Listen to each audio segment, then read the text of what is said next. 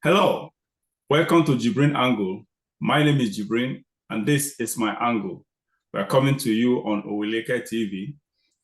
We shall be talking today. We shall be talking about the situation in current situation in Nigeria, especially as it concerns Bola Tinubu, and we shall be doing all that with Barrister Austin Manta, who is a lawyer of immense pedigree, a lawyer that has been in legal practice for 40 good years, 4 decades. So, and he's a political analyst. He's not here in the capacity of a lawyer, but as a political analyst because he seemed to know it all. I'm here to really find someone who can be this learned like him. He seemed to know it all. Whatever topic you bring out to Barrister Manta, he dissects it. He just gives it all as if he's an expert in that area. So I respect him so much for that. So that is why he's every analyst, call it political analyst, economic analyst, military, everything, all the analysis, anything that has to do with anything that has to do with the happenings, both global and local happenings, he will just give it to you as it is. So I respect and honor him for that. Barrister Manta, thank you once again for joining us. Thank you very much. All right. Let's start with now. Let's talk about the U.S. politics. The climate, the present political climate in the U.S. It has some kind of similarities to what is happening in Nigeria, in our wonderful great nation. Can you point out, while you give us analysis of the current political happenings, especially as it regards to the Republican presidential candidate, former President Donald Trump, and his all his legal woes, then let's compare it to Nigerian political climate. We have Bola Tinubu as a president. We have Joe Biden as Bola Tinubu as Nigeria's president, Joe Biden as U.S. president, and we have the political activities going on in Nigeria, and we have the ones that of the U.S. as well. Let's see if there are similarities. I want us to find similarities, and from there we'll move on to we narrow it down to Nigeria, sort of. Then we take it up from there. Barrister, please, can you go ahead? Thank you very much. You will notice that for a very long time, as long as I can remember, even before I was born, we came into this understanding that America is a beacon of democracy, that they have a stable political system of governance that has underpinned their growth economically and as a superpower. And they projected that image throughout the world. They use it as their part of their foreign policy to project their kind of governance around the world.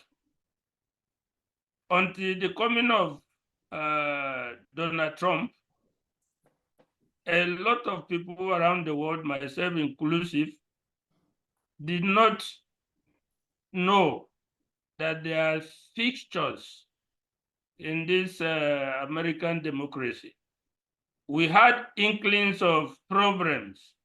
If you go back and see the election of George Bush and former Vice President then, Al Gore, that went up all the way to the courts. From that moment, some of us started having inklings that all was not well with this so-called American democracy of 200 and something years. But it was actually when Donald Trump came that the whole truth was laid bare for the whole world to see, that the American democracy is not as good or as perfect as it has been projected to the world. We saw disputations, serious ones for the first time, in voting patterns, in voting manipulations, in all manner of voting irregularities that we see in Nigeria, that we see in third world countries. We came to realize that even these things have existed for a long time, but they have been covered up, even in the US system, to project an image of a stable, sustainable, and progressive democracy.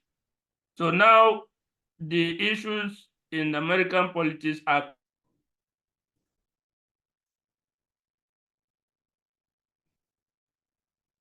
how flatten up is going to be something to watch. Parties have been divided into Democratic and Republican parties. There are smaller parties as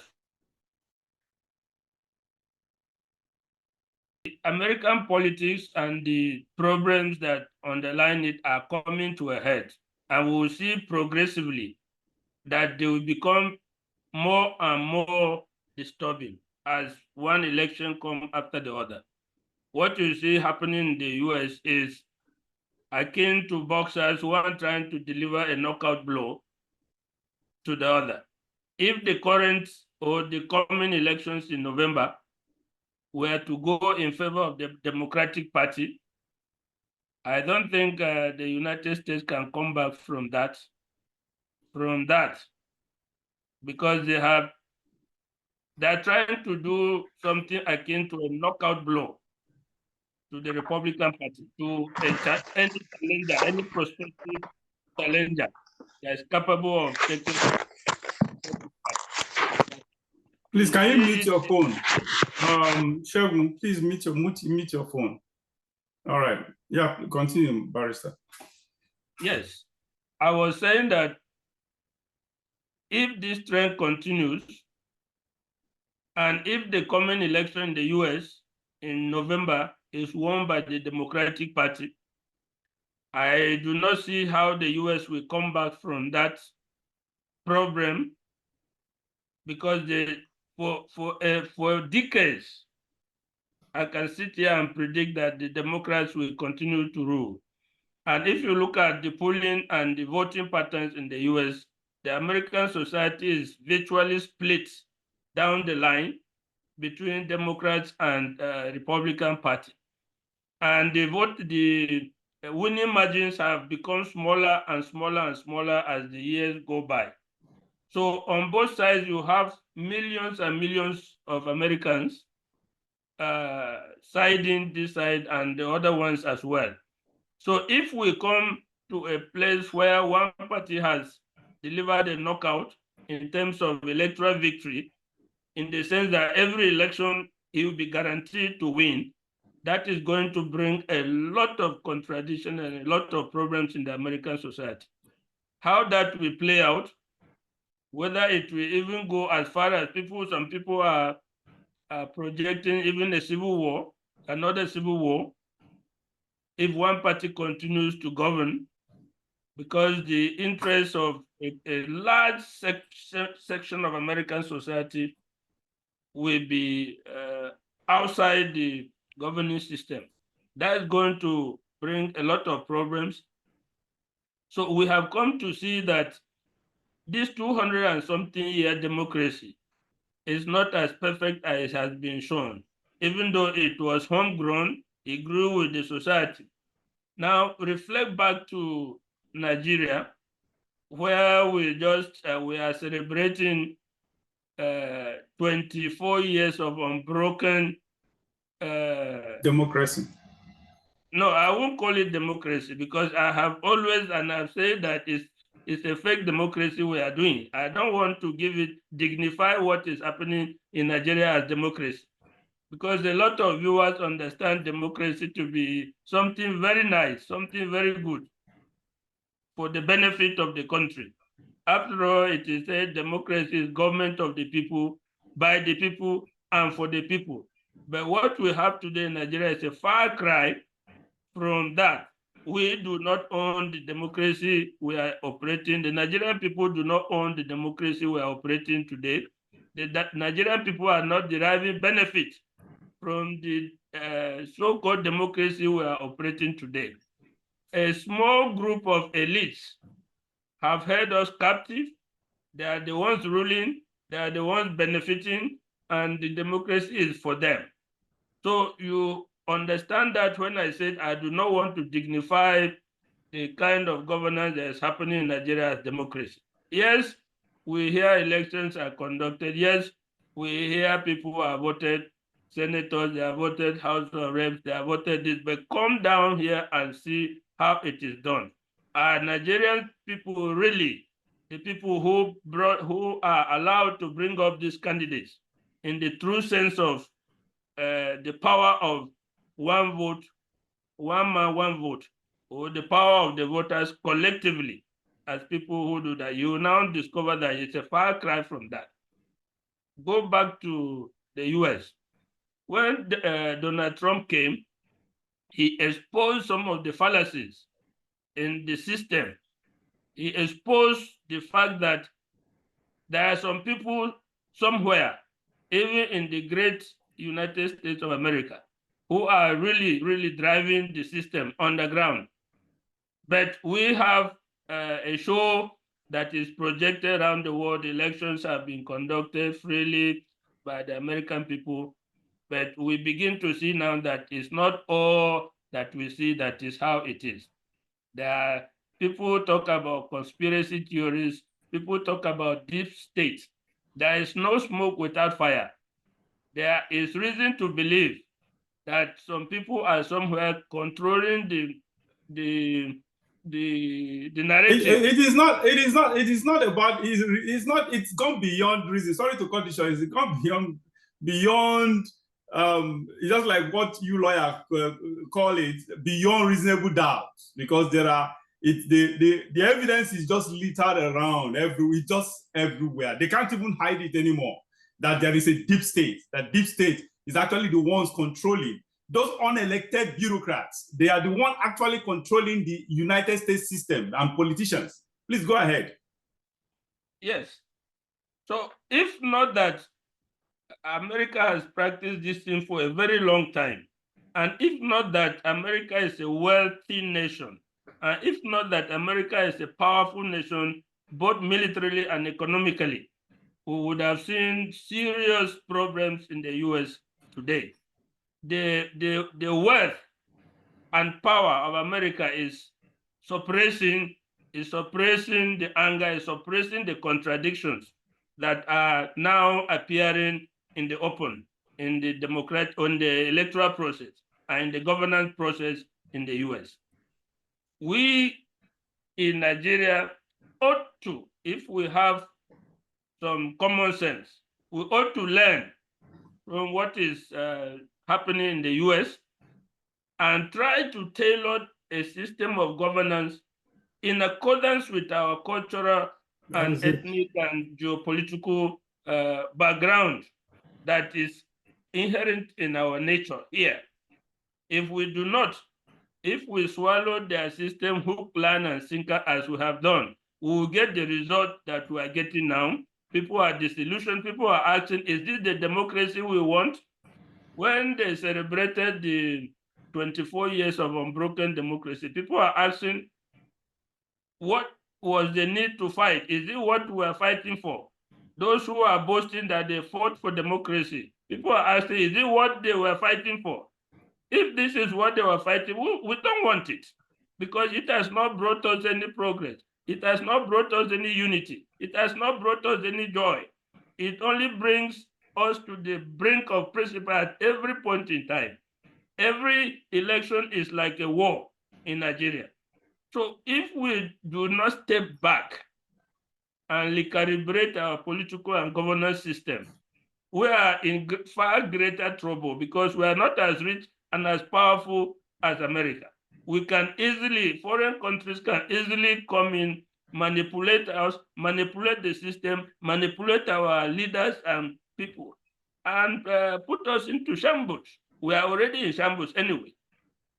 So the comparison between us and the US is going forward simply because of its economic power, because of its military power. Remember, by and large, a lot of private people in the US are doing business and earning reasonable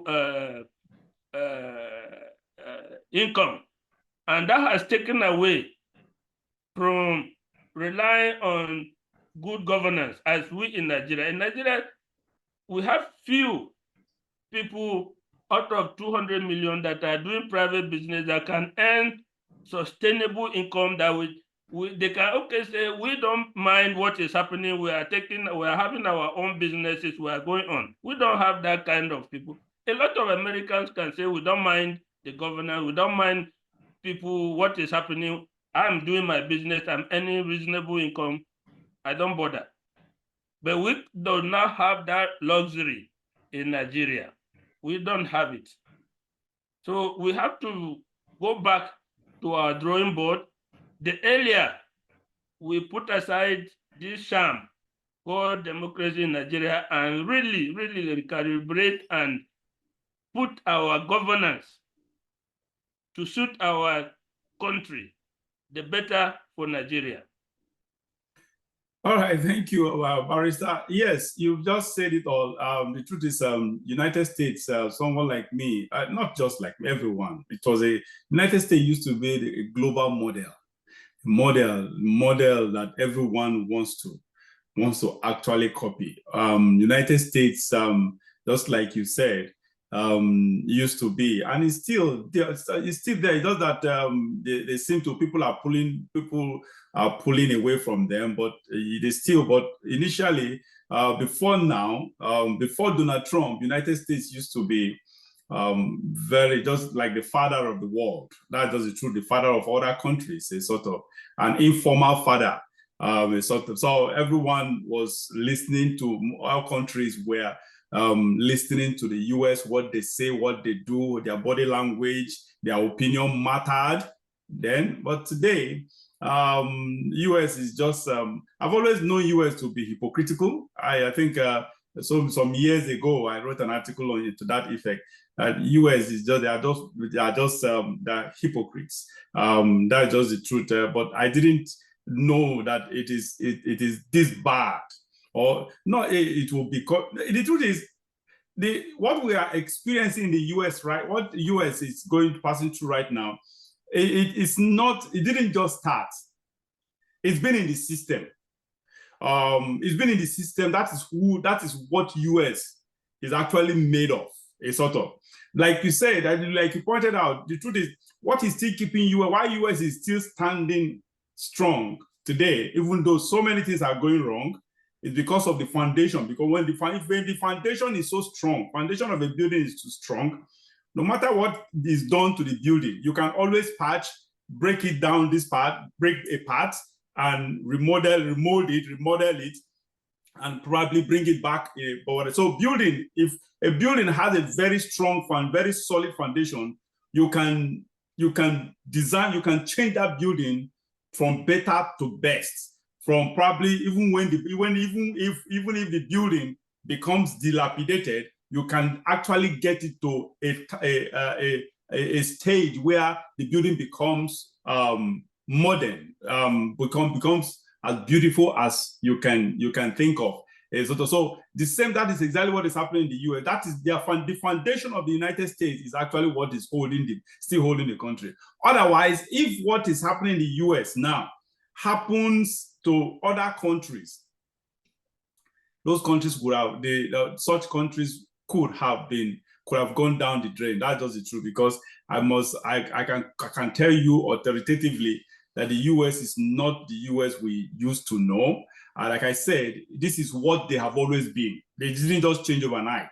The only thing is that it is someone like Donald Trump that actually made them to show their true color. It's sort of, so US, especially the Democrats,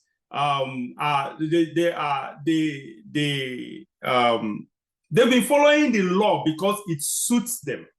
Or it suits them because that is just it. But now we see that someone like Donald Trump, who actually came to shake up the system and pose as a threat to them, has made them to actually show their true color by practically telling you that yes, we obey the law when it suits us, when it suits our purpose. But when it's against our whims and caprices, no, we will not obey the law. We will definitely stand against the law. It's sort of, who will ever imagine that such a thing, that in such political climate will be experienced, will be heard of in the US, where a political opponent, a president who is standing for re-election will go after, use the judicial system, all the paraphernalia of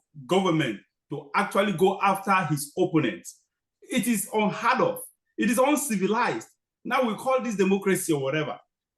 Like you said, this democracy, I have very strong reservation about this democracy. I see it as a Western thing. Africans should not imbibe it. That's my own opinion, sort of. So that is just it. The truth is, the American system is just like is noted.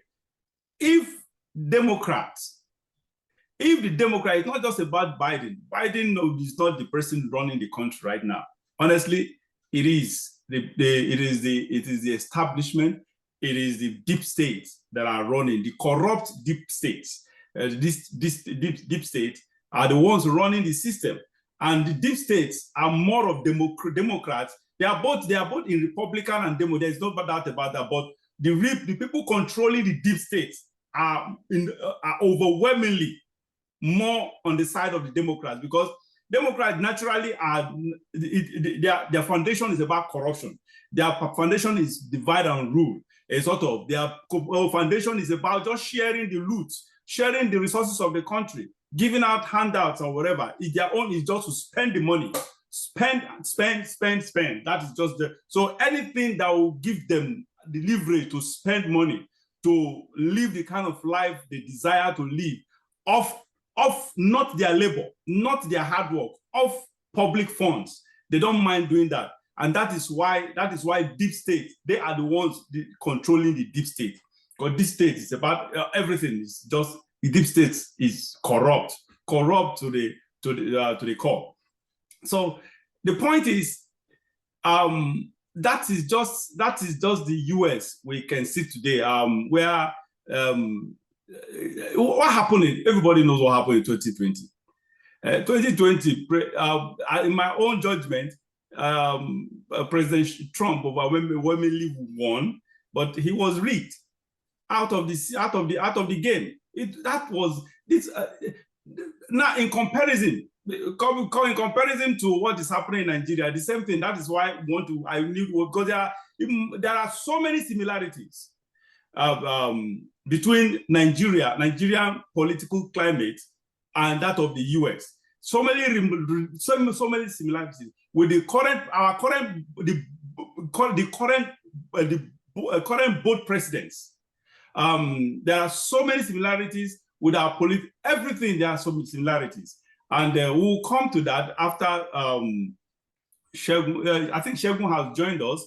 Yes, viewers, Shegun, I said it earlier that we're expecting him to join. So he has joined us, and I think, are you there? Mr. Shegun Onibio. Okay. I think, I don't know if there is a problem. So anyway. Can you hear me? I'm here. Okay. All right. Hello? All right. Yeah, can you hear me? Hello, can you hear me?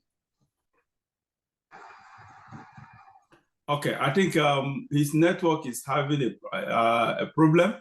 I can hear you clearly if you can hear me. Yeah, okay, I can hear you now. please, yes, what is your, what do you think about the US, what is happening in the US right now, juxtaposing it with what is happening in Nigeria at the moment? Can you hear me?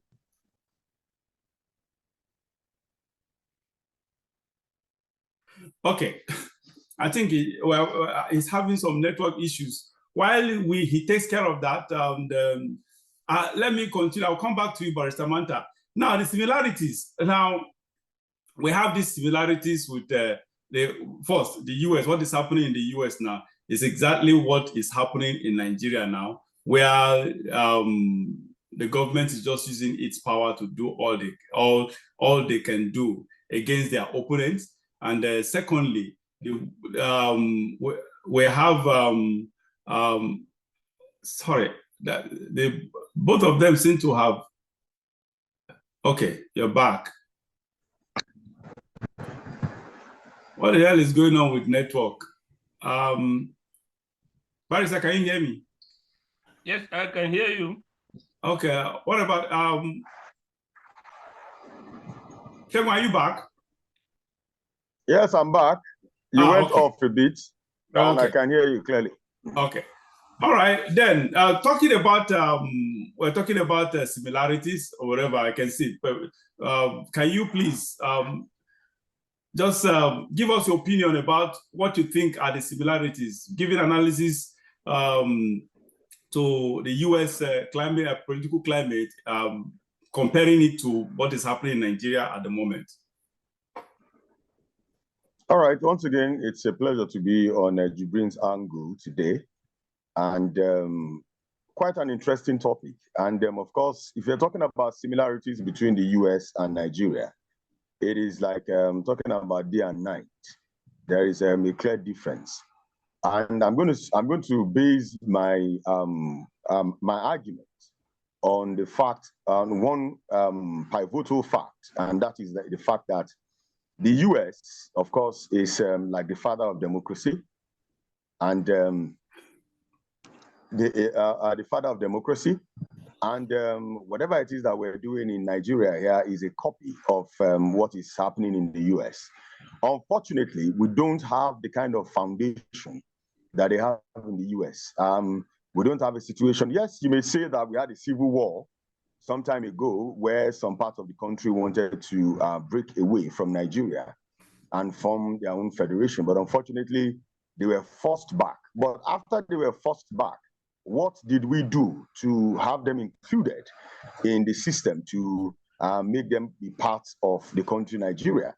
It's quite unfortunate that if you notice, even in the military, that was said to have started the issue of this separation. They were exercised to a certain point. Not until we had General Olusegun Obasanjo come back that we had a General Nwachukwu step out from the position of a colonel to the position of a brigadier. This is something that you can fact check. It became very difficult for anybody from the southeast and even from the south at a certain point to get to the position of a brigadier in the Nigerian army. Why? Because it was said in some circles that they don't trust their judgment, and people keep thinking that they are going to sabotage the country at one point. But of course, if you look at it, even during General Sani Abacha, we had a general in the Nigerian army who was strategically positioned within the army, within the military, who is not a Nigerian, but a Malian.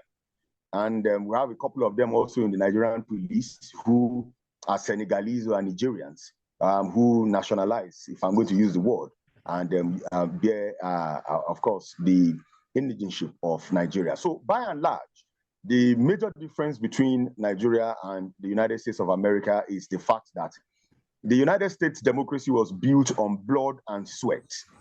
It was built on blood and sweat. Men, women, children died for the democracy that they have in the US.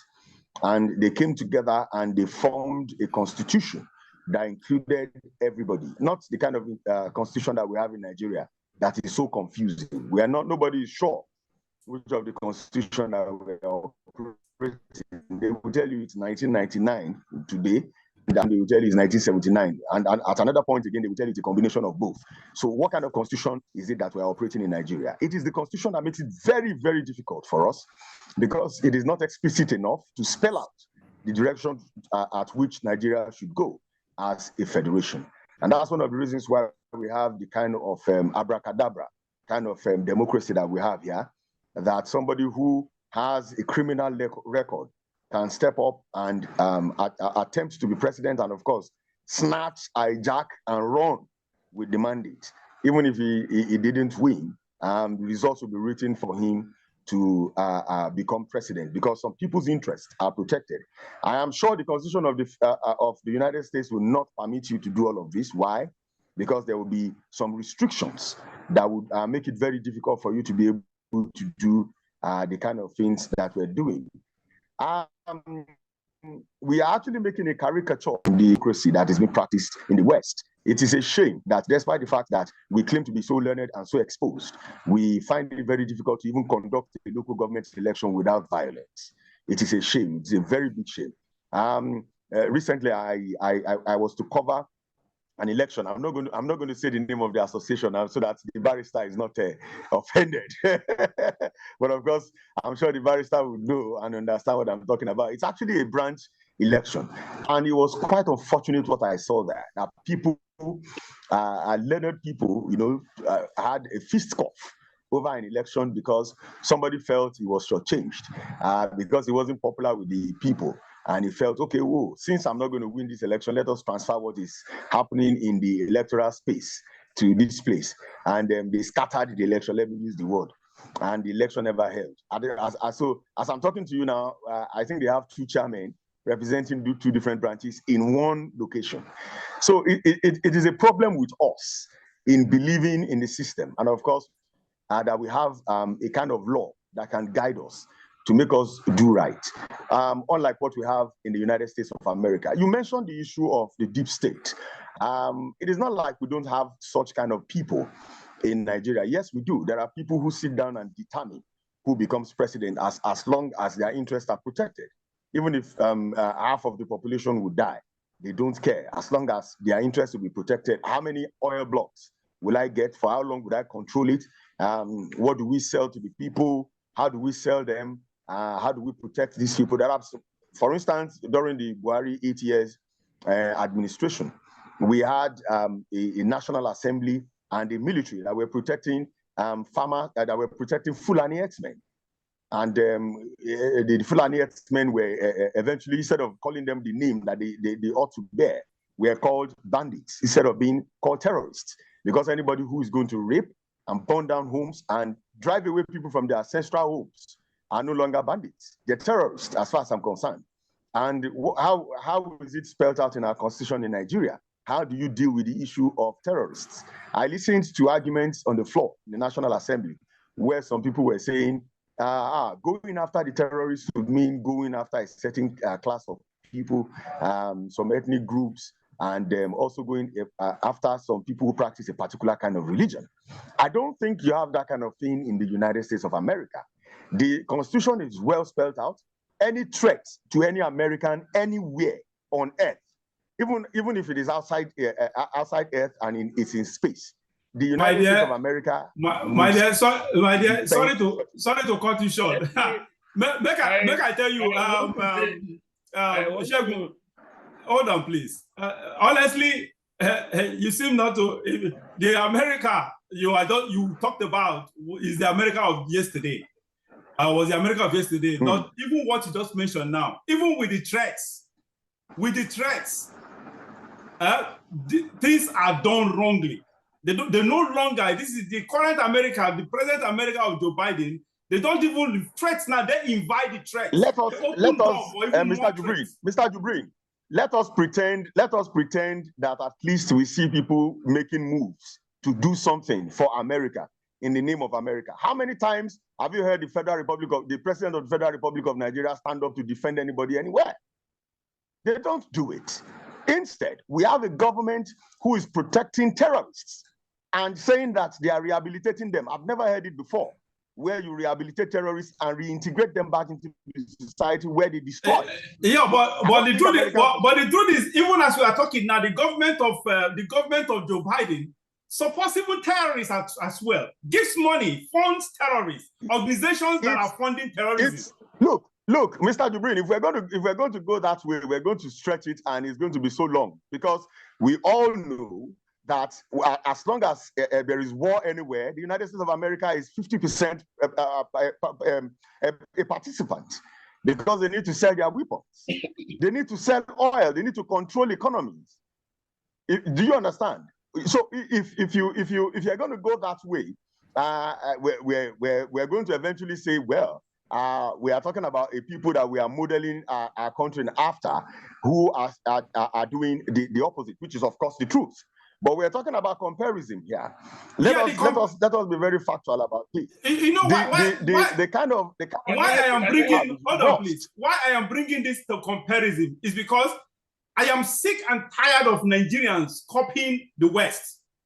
I am trying to let people understand that the West that we are copying, they are not what they say they are. They are not who they say they are.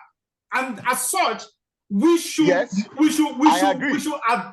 our own system that suits us, that can actually work for us. And you talk about you keep talking about constitution, Shegun. Honestly, I keep telling you, I keep saying the same thing. Honestly, our problem is constitution is never our problem. Now you try to justify, I don't know, you didn't justify, but you try to blame the constitution for what Bola Tinubu, how he bulldozed himself to power.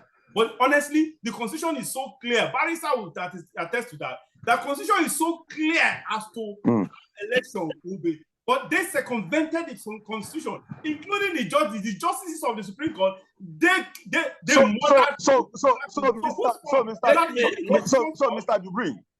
Jibrin, what are we saying here? If we have a constitution and the constitution is clear about the candidates for presidency or run for position in Nigeria, you're not supposed to have a baggage, right? But now somebody would now subvert whatever it is that is in the constitution, that is law. So what do you call that? Can you give me chance to come in at this point? Yeah, Barrister, please come in. Yes, I have always made the point, even on this program, I have alluded to certain things that underpin democracy.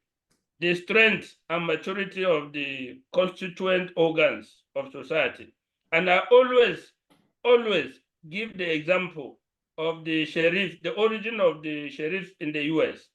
If you go back and trace the origin of the sheriff or deputy sheriff in the US, in Philadelphia, when the Pilgrims first came, and don't forget that these were people who were running away from the dictatorship of the king and the queen in Britain. They did not want to live under an autocratic government of the king and the queen. So they sought to leave the UK, and then they came to Philadelphia.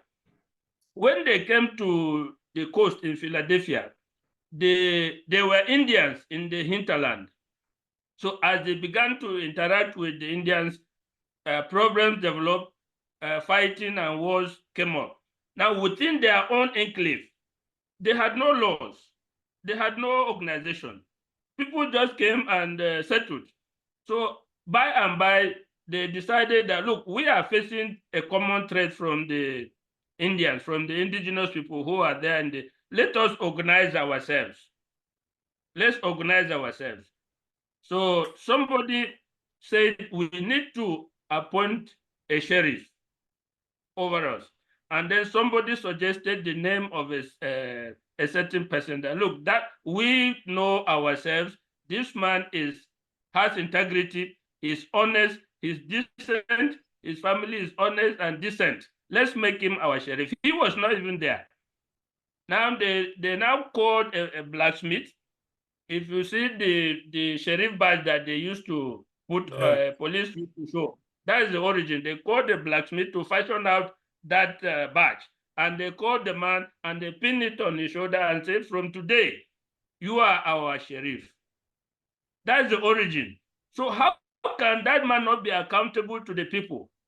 Now contrast it with our police. When the colonial people came, the basis of recruiting people were how brutal you were to your fellow African, yeah. fellow Nigerians.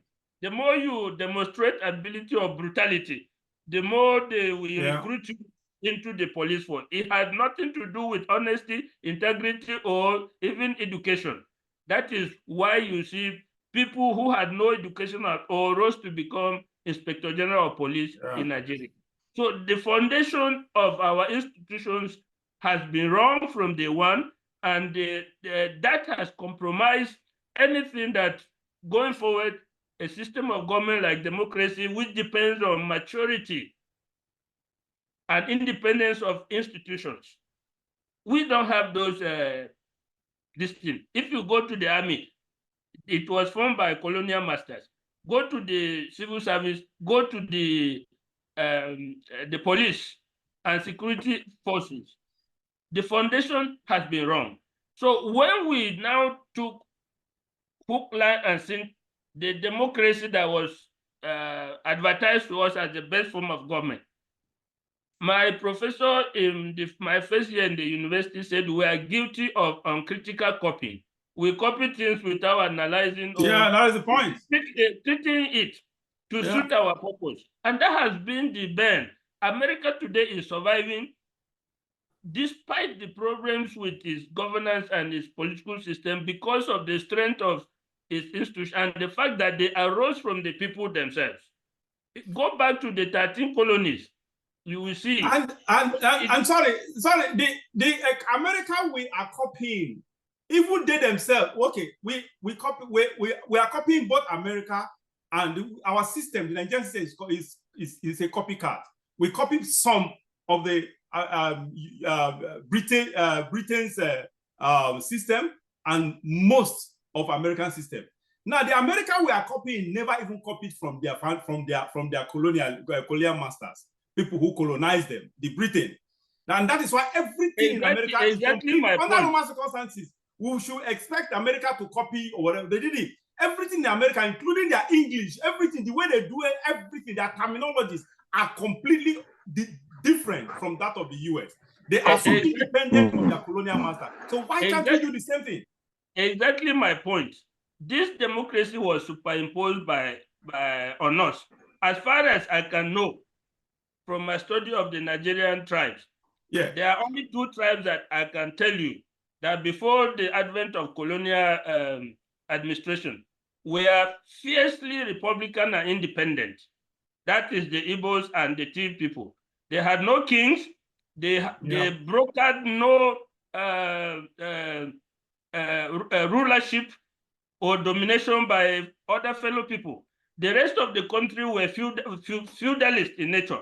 They had kings, they had emirs, they had obas, and the rest were more or less second-class citizens. This you will not find among the Igbos. You will not find among they were totally 100% Republican.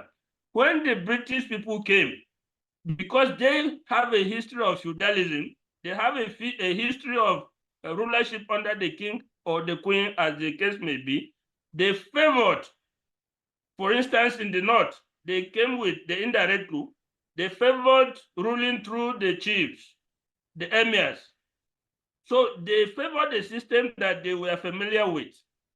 But that brought itself contradictions in the whole body politic of Nigeria, where you see some tribes trying to be fiercely independent, some comfortable with being under emir, being under oba, being under king. So unless we come back to the drawing table and fashion out a system that is suitable to our people here, we will continue to struggle and we will continue. It was fact. Let me make the last point. It was fact that if you practice democracy for some time, you will mature with it. The politicians will mature with it. The institutions will mature. Correct. But that is not what we are saying. No, in 24 years of unbroken democracy, we are going in the wrong direction. We are not maturing. The institutions are not maturing.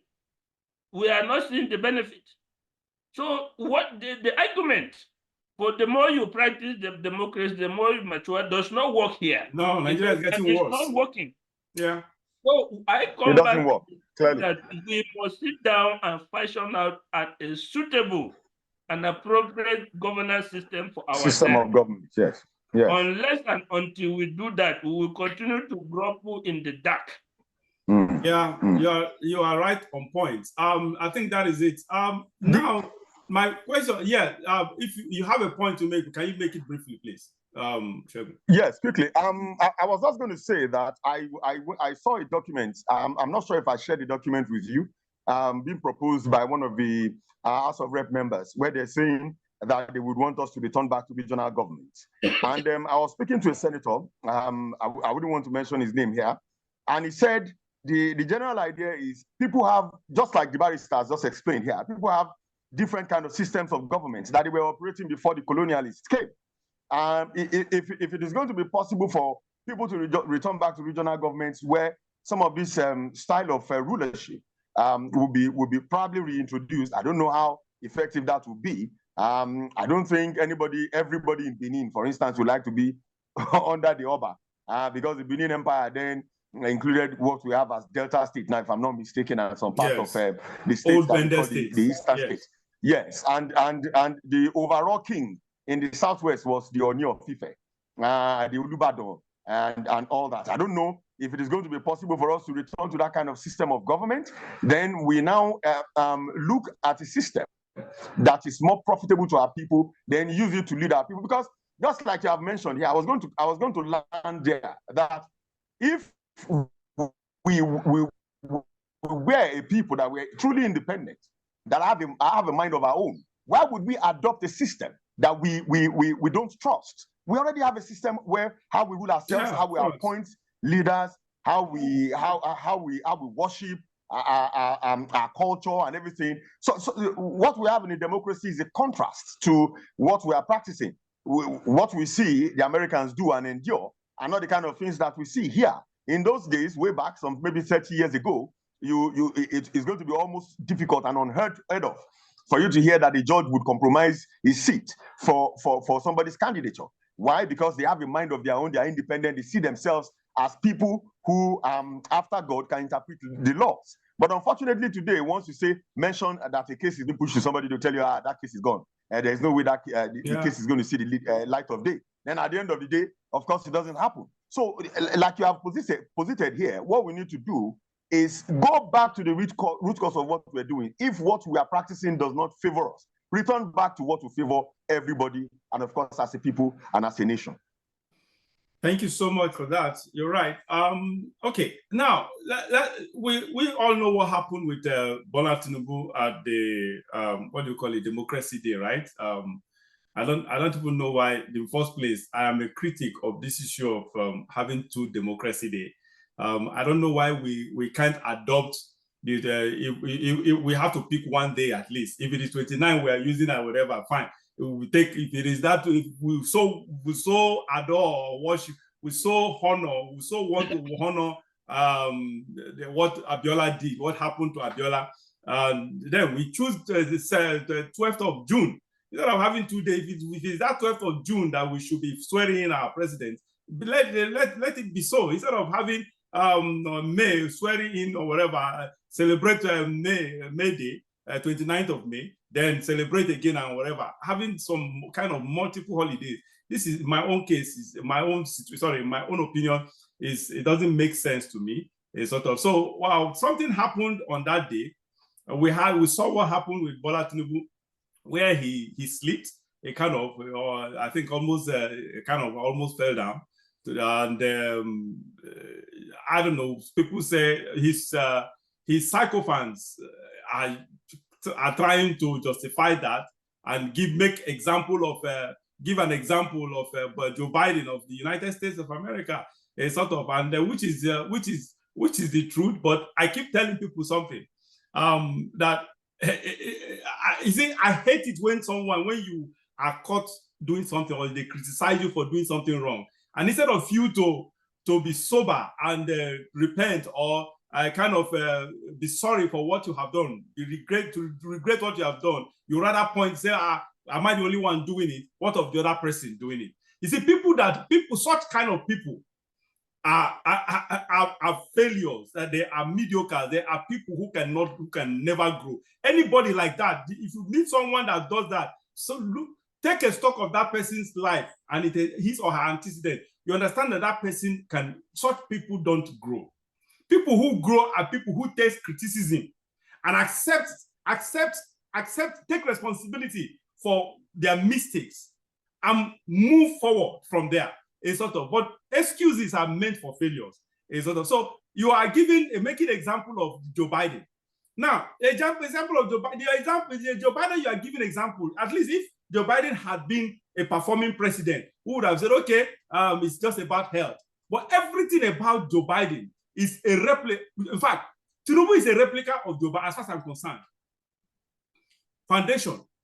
How did they rise to power? How did they become president? Both of them have almost at least around 95 or 99% similarities.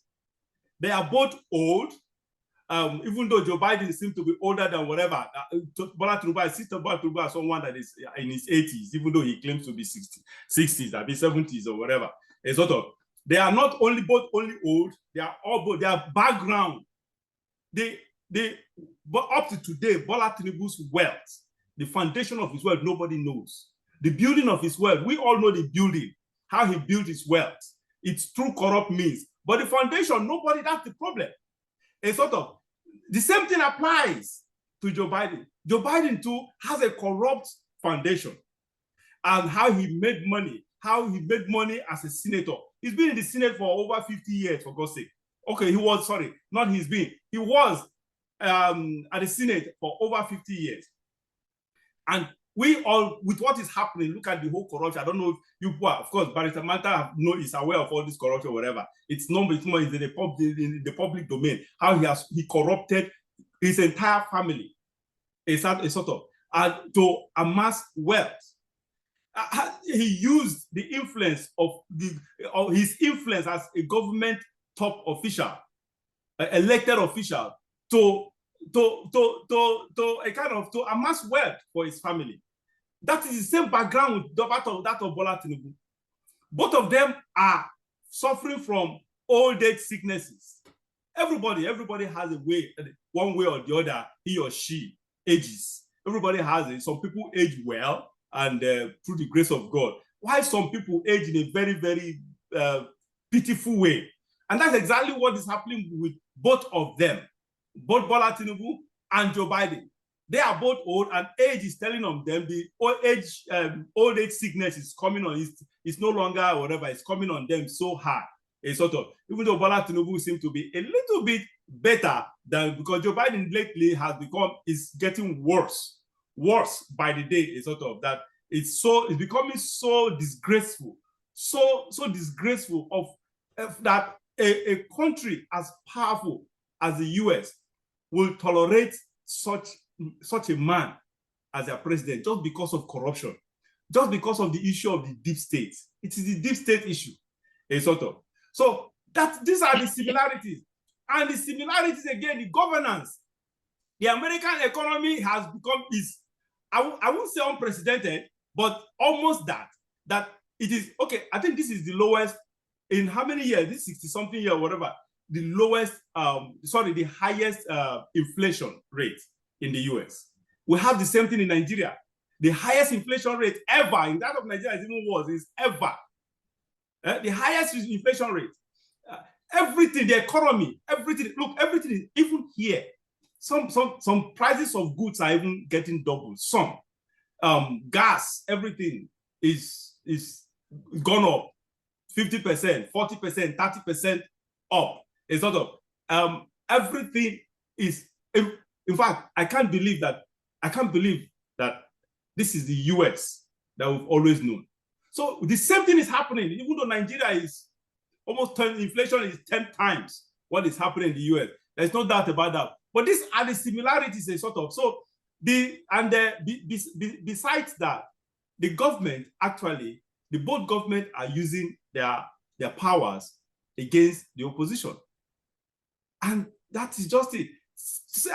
Lastly, both governments just spends money on frivolities, things that are not priorities. Priorities to the general populace. These things that are not directly that does not directly benefit the populace. They just squandering of public resources on some things that are not just the priority to set.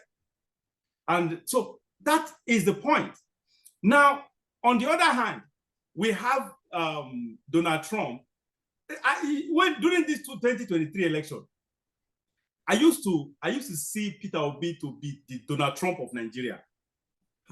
I thought so, and because both of them have similarities. They are both businessmen. They are both billionaires in their respective field businesses. They are both lovable, but the only difference is that Peter Obi, and that is the part I don't even like about him. Peter Obi does not have that strength that Donald Trump has, that is actually sustaining and keeping Donald Trump moving forward. That is just the difference. The both of them are good for the country. Peter Obi, I consider him as the president that Nigeria never had, because why I'm using that word is because I don't see him anymore becoming Nigeria's president. He could have been, Peter Obi, someone in his pedigree will be the best president, because he has all it takes, his antecedents, his record. He has all it takes, his discipline, the ability to control himself, to control his emotions or whatever, the ability to actually lead. He has demonstrated it. He demonstrated it in Anambra State. So he has given, there are all pointers around him speaks to the fact that he can actually lead Nigeria to in the right direction. Unfortunately, he missed the mark in 2023. He did not apply wisdom. He did not do it the right way.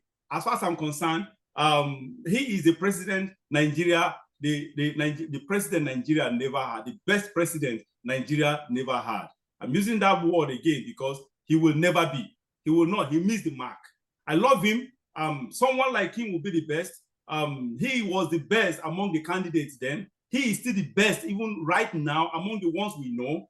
Unfortunately, he does not have what it takes to become Nigeria's president. What do I mean? He does not have that kind of energy, the ability, the doggedness, the radicality, the aggression, mental and psychological aggression, and aggression that Donald Trump has.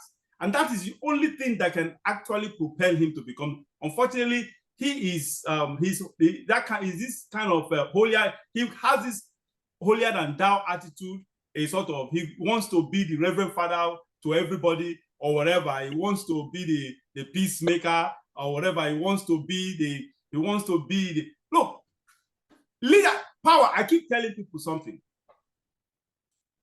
Power, there is no gentility, there is no gentleness in power. Power is not gentle. Power is swift, power is energetic, power is gruesome sometimes. Power is deadly, power is dangerous, power is coercive. So the truth is, if you are seeking for power, you must. If you are in Rome, you have to behave like a Roman. If you are seeking power, you must be ready to face serious. You have to be aggressive. Aggressive, not physical beating, fighting, no. Aggressive, you have to be aggressive in your approach, in everything you do. You have to be ready to face the opposition, or whatever. You give them, they give you fire, you give them back fire. That is why Donald Trump is succeeding in the US today. And that is why I see him becoming second time becoming a US president. That will be the best thing that will ever happen to US, especially in this our present generation, in this our present time. Otherwise, if the Democrat wins again in November, I mean, just like Barrister pointed out, America is doomed forever. They are gone. They will become irredeemable and irretrievable. And that is just the truth. Now back to Nigeria. Peter Obi, honestly, I love him, but he just cannot. He missed the mark.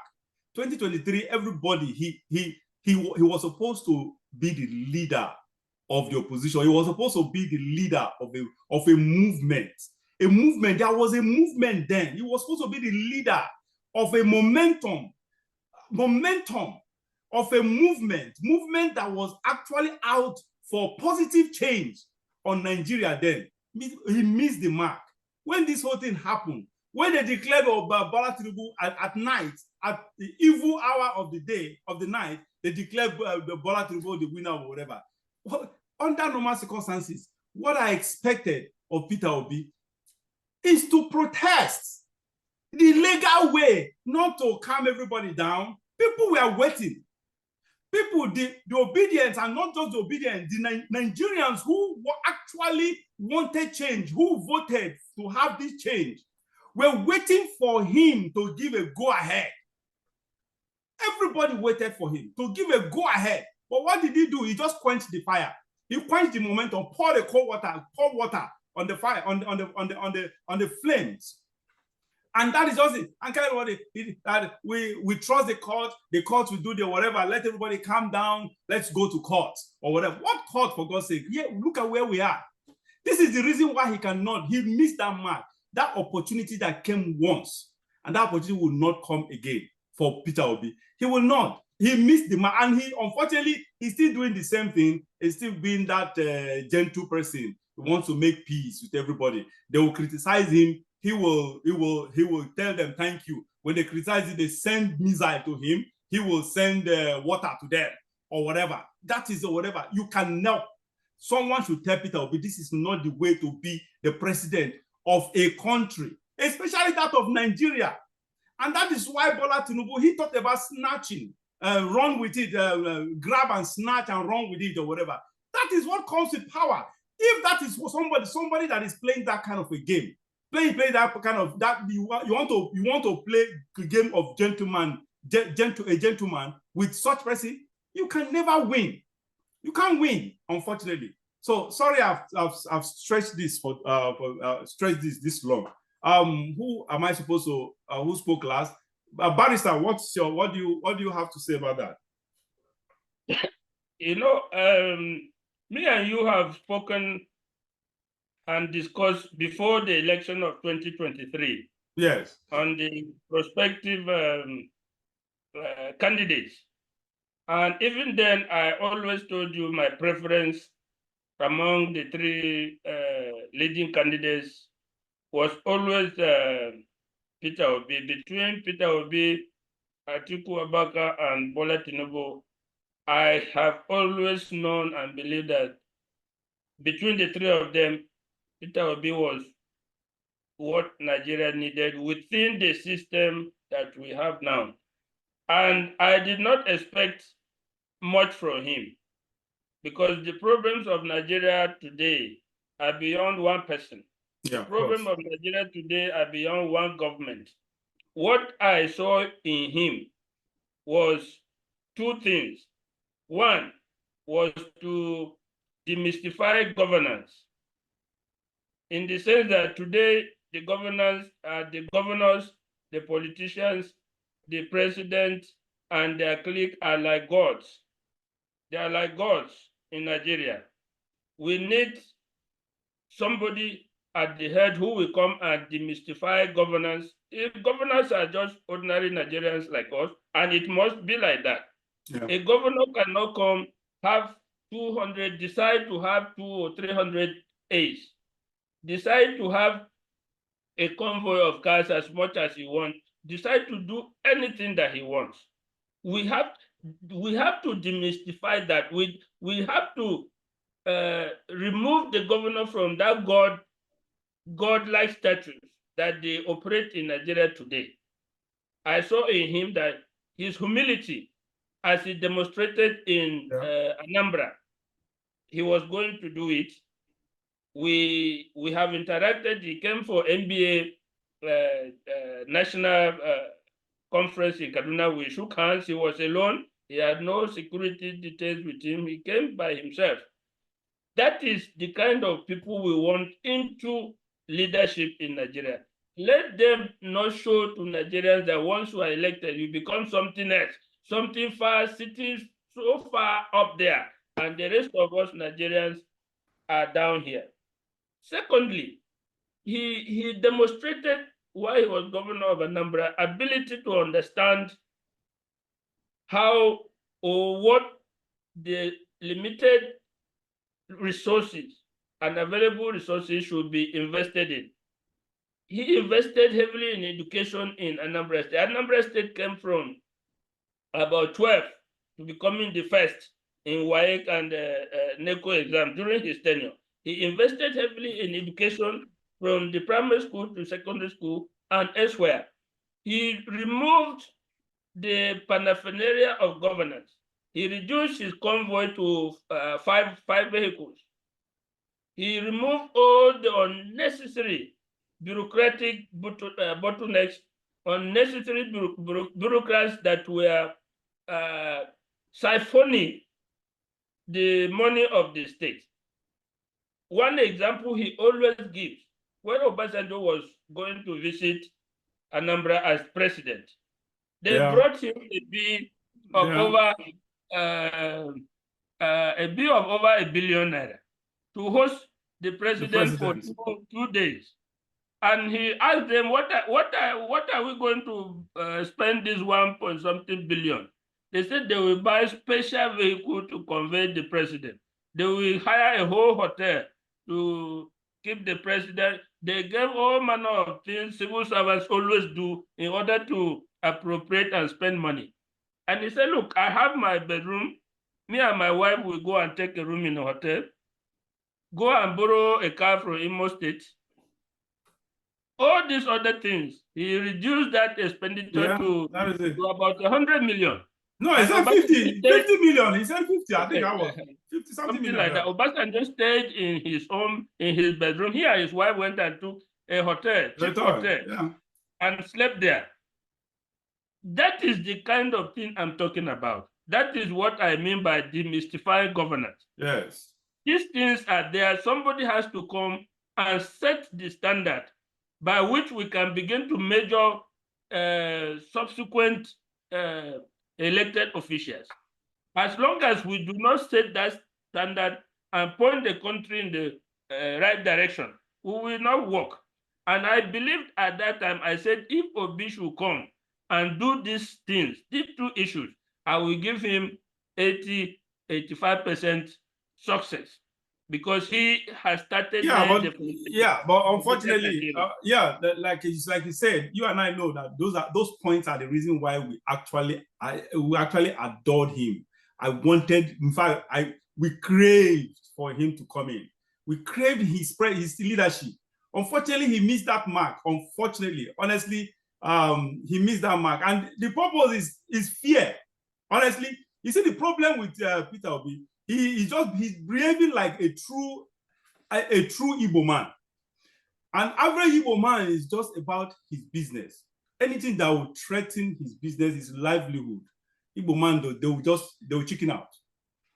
I'm an Igbo man, so I'm telling you, and that is just, unfortunately, I don't have such kind of tendency. That's not who I am, but that is an average Igbo man. Anything that will threaten their livelihood, their source of livelihood, their business or anything or whatever, his fear is that incarceration. Because of course, government, Bola Tinubu government will go after him. They will probably, but these are the things that could have made him even more popular. I wish this man actually knows how to play politics. He will understand that being a political prisoner, yes, of course, you will suffer, but nothing good comes easy. You could have allowed the government to do that, do the needful, let them arrest you, incarcerate you, and leave you there as a political whatever. You suffer whatever, but you are not doing it for yourself, you are doing it for the country. That is the problem. That is what Peter Obi does not have. He does not have what it takes. That sacrifice, that sacrificial tendency, that passion to actually make this sacrifice. He doesn't see himself. He cannot, does not have the ability to make himself as a sacrificial, to give himself out for as sacrificial lamb. That is the problem. What he is doing now is just exhibiting that egotic tendency or trait. That is just it. That they love themselves, or yeah, that's human factor though. We love ourselves. We're not ready to sacrifice ourselves for others or whatever. Why do I have to have my own family? Why would I have to be the one to sacrifice or whatever? That's the point. And that is one thing, that is what Peter Obi is lacking. He's lacking that sacrificial tendency, that sacrificial trait, that virtue. I call it virtue. That sacrificial virtue is what he's just scared. And that is why he seems to want to be the peacemaker. Unfortunately, such thing. It worked out for him in Anambra State when he became the governor. It will not. Nigeria is so complex. It's not like Anambra State. Nigeria is a complex nation. He can't wrest power from the authorities, from the powers that be. The way he's behaving, he cannot. So that is just it. Mr. Onibio, please, can we hear your opinion on that? Okay. I'm struggling here I was hoping you would land on what is it exactly that Peter Obi should have done that he didn't do. Yeah, but I said because you didn't hear what I said? Now, okay. I said what I expected of him during that, after the 2023 election. Yes. What I expected of him was when result was declared, everybody saw what happened. We all knew what happened. First and foremost, when INEC started all those nonsense or whatever, IREV went on limbo or whatever, then I expected him from that point to start protesting by having a press conference. That is one. Secondly, after Bola Tinubu was declared, we saw what happened, how INEC circumvented the system, just bulldozed everything, and they destroyed whatever was called norm, legal norm, and went ahead, declared the candidate, declared Bola Tinubu a winner. What I expected of him is, first and foremost, protest, peaceful protest, for God's sake.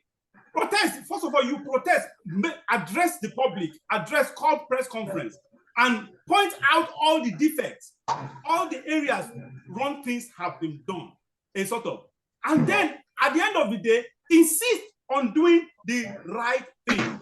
And if you insist on doing the right thing, you will have people protesting. But what you do is call people out to protest peacefully, so that the government will not have anything against you, peacefully. That even if they pick you, they are picking you illegally because you have your evidence. So if he had done that, and look, let me tell you one thing. You know, at that first 1-2 weeks, even the West, they saw what happened. They did not support what happened.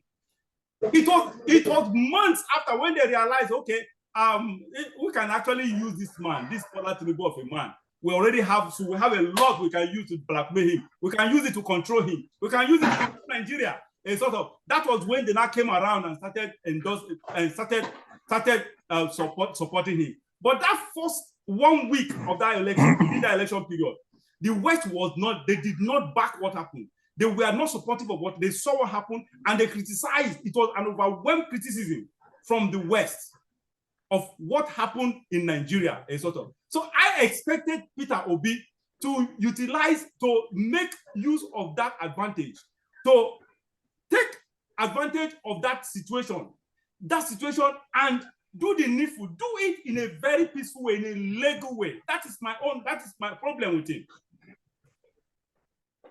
All right. I carefully listened to you, and I was hoping that you would not say that he would topple the government, because whatever he does there would be treason. Now, I disagree with you. Why? Because I followed the entire process from when Bola Tinubu was declared president till when the courts started sitting and the final judgment was pronounced. There is little you can do when you have a system that is already polluted. There is little you can do. At the end of the day, you find that it is only yourself that is fighting. It is not an egotic thing. I don't want us to tie it to a particular ethnic group. Even the Yorubas would have done the same thing. Abiola did it. A lot of people ran away from this country when he declared himself president, and those people who told him to stay ran away when he was picked up. And after he was killed, they joined the same government that killed him and worked with him. The present president worked with him, with Abacha.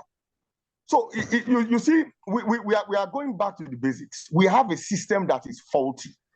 And until it is corrected from the institutions, like the barrister said, and from the foundation, it is going to be very difficult for you to come out and say, oh, my problem is, how do we correct it? And they will tell you to prove it. How and do we correct it? That is my point.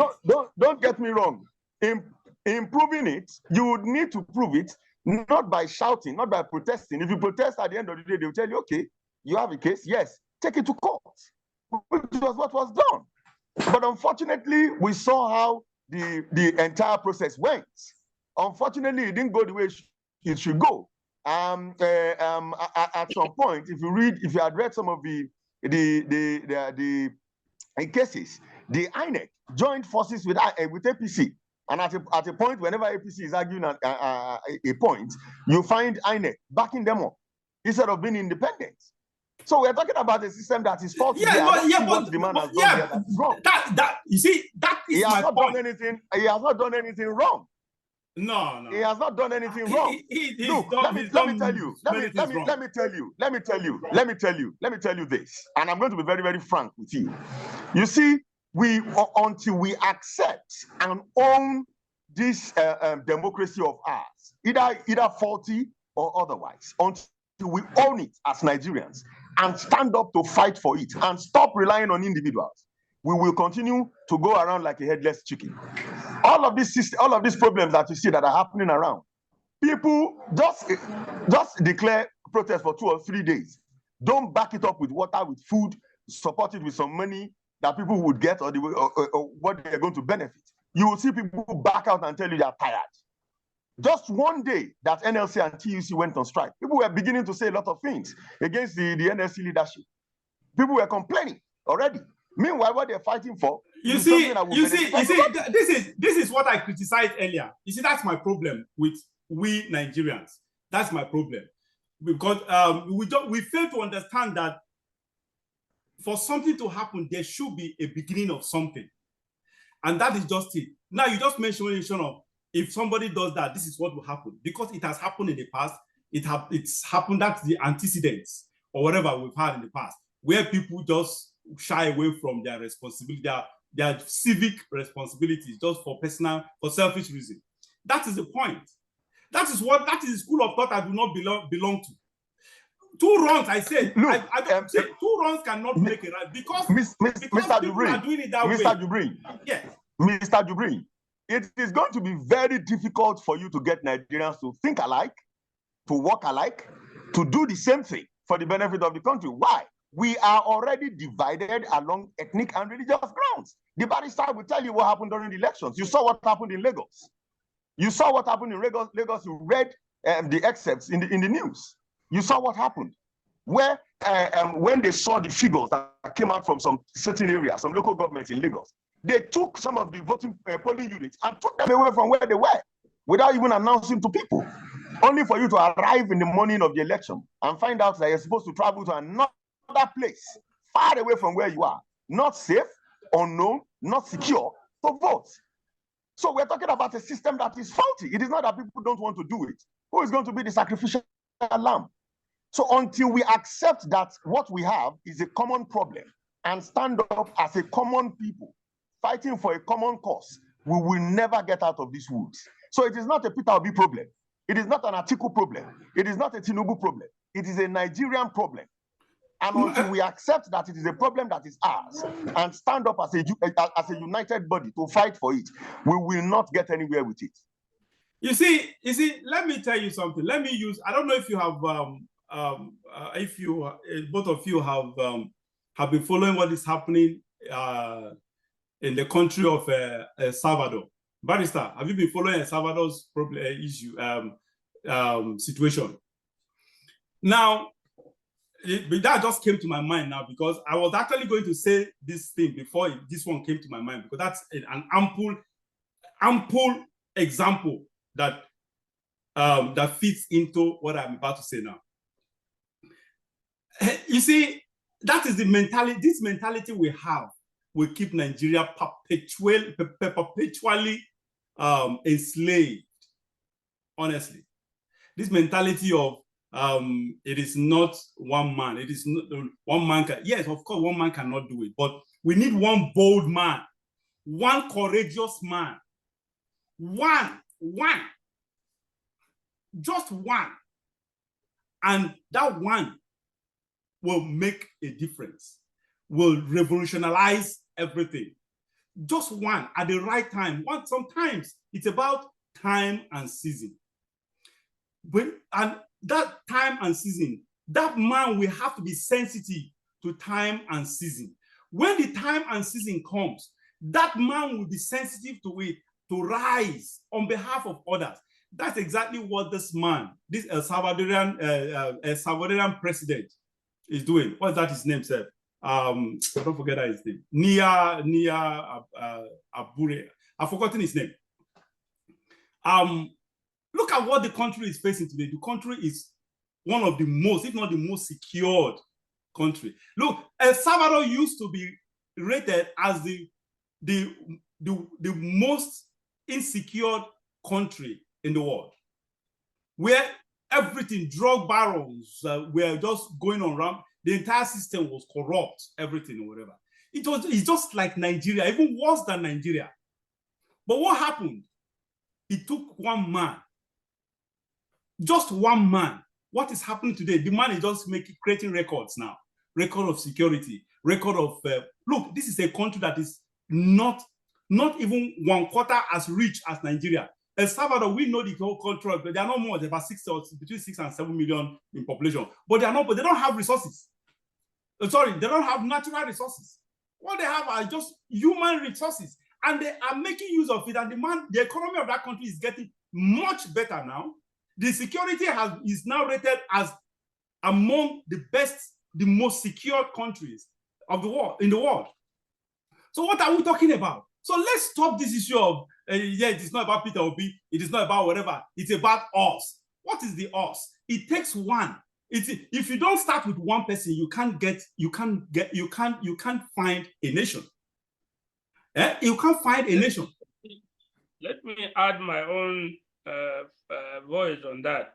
Please go ahead. If you remember, before the elections, when me and you used to do prognosis of the elections, yes, and I used to tell you that I do not see, within the context of the way politics is played in Nigeria, I do not see Peter Obi winning the election.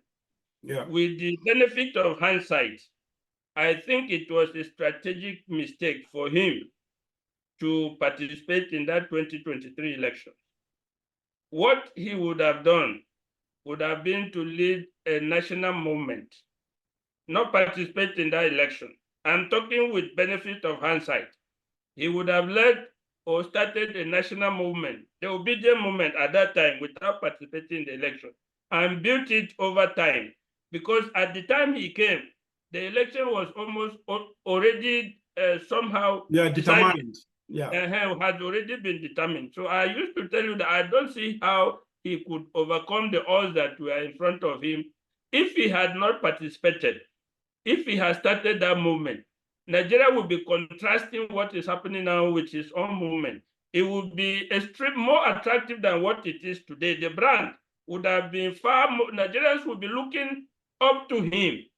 And that would have made sure that some of the barriers within the system would have been overcome by that movement going forward. Not that at that short time he will become president. I'm just talking with benefit of hindsight. That would have been what he should have done. His participation in the 2023 elections, to me, became a strategic mistake. You start a movement in Nigeria with what we have on ground, religious, ethnic, geopolitical, this thing. You have to build that movement across the country. or sufficient enough.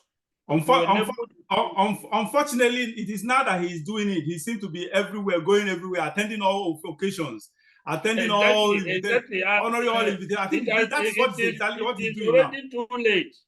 It is already too late. His participation has engendered even greater biases that he would have been saved from if he did not participate. He could have built a coalition, he could have built a national reformation movement across the geopolitical zones of Nigeria.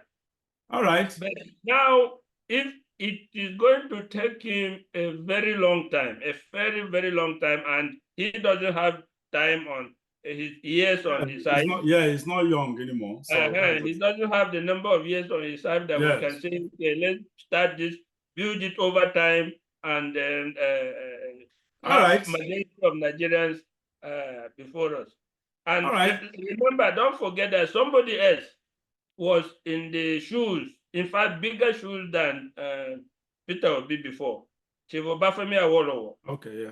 We always say he's the best president Nigeria had. I still believe, because not only did he understand the problems of Nigeria, he used to constantly study the problems in their details and try to profile solutions even in minute details. But because he did not know how to maneuver within the political system we had, he never got the chance to be president. So if you compromise today and join the vogue in Nigeria to participate in the current system, you are already you are already crippled, because you have given concessions all over before you can get that kind of mandate. All right. Thank you so much. I think this topic would really stressed it more than what I expected, but I think it's good. We've had different opinions, opposing opinion, which is actually the purpose, the essence of this. One of the purposes of this show. Yes. So thank you for all the points you made. Thank you.